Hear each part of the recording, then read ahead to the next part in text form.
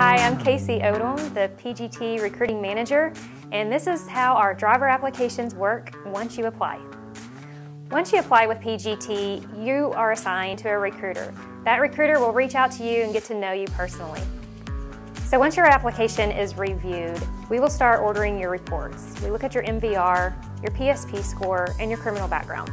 Once approved, you'll hear from a member of our operations staff. They'll be discussing your pay and home time expectations and making sure that we can meet your needs. After your operations interview, we'll be ordering your drug screens. Here at PGT, we do a urine analysis and hair follicle testing. And then you're ready to be scheduled for orientation. Here at PGT, we host orientations weekly.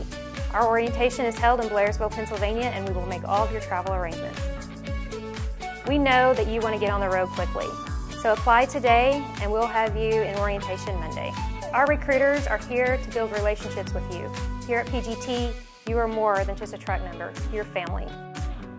Our recruiting staff is available to you anytime throughout the application process. Don't hesitate to reach out to your recruiter.